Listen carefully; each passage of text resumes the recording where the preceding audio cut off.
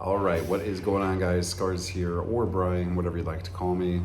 And guys, first of all, I want to apologize. I know it's been a while since I've uploaded a video, but have kind of lost a little bit of motivation to upload any particular kind of content. I kind of want to get back on track with the voiceover commentary style videos, but I figured today was a great day to make a new video, especially considering all the events that have happened yesterday. As I'm recording today anyways, yesterday we experienced Typhoon Tino, which was quite the storm, to say the least. I'm sure a lot of you guys who are here in the Philippines, of course, you've already heard of this typhoon. In fact, here's some footage I took myself of the typhoon here in Bacolod.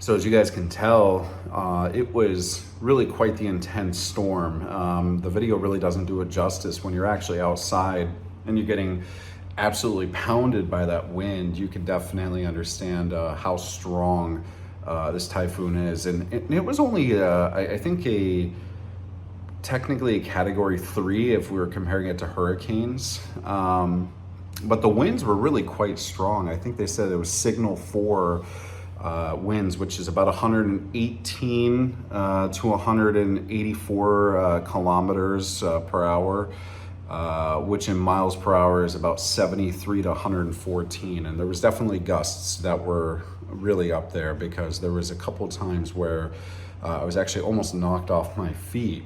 As a matter of fact, that's how strong the wind was a couple times. So definitely not something you want to play around with, especially considering, you know, you're going to have a lot of debris and stuff flying through the air. I mean, I even got hit by a leaf, and I mean, the leaf stung because it hit me right in the cheek. It was flying full force into my cheek.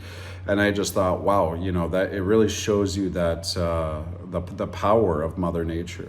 Because I can imagine if it was like a metal sheet or something bigger that flew into you, how dangerous that can be. So luckily here in Bacolod, yes, there was some wind damage. In fact, as I'm recording this video, the generator is still controlling my condo in the connected mall, which a lot of people have kind of taken refuge in overnight, because, you know, they are without power, a lot of these folks here in Bacolod, and quite frankly, a lot of the island of Negros and Cebu especially, which was hit really hard by the floods, are without power. And so a lot of people need to resort to coming to places like the mall to charge their phones, contact loved ones and whatnot. So very grateful that we do have a generator in this condo. I'm able to make this video, upload it on YouTube, and tell you guys everything that's going on. But this is not my first typhoon / hurricane I've ever went through. I'm from Florida, if some of you guys don't already know.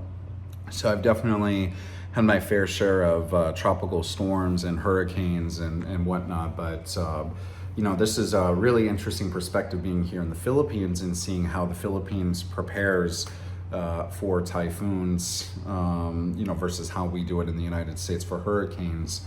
And I have to say, you know, it's really amazing to just how quickly the Filipino people come together to try to help, you know, restore things and, you know, try to help each other out. You know, even myself, I was at the mall last night, all these people that were sitting around, I bought like a ton of waters and snacks, and I was handing them out to people just to, you know, try to let them know that I'm here, you know, for them through this hard time, because a lot of these folks, like I said, don't have any electricity back home, and especially the ones in Cebu. I can't imagine how many of them have their houses flooded right now. It's really a terrible situation. Now the contrast today though is just how beautiful it is outside.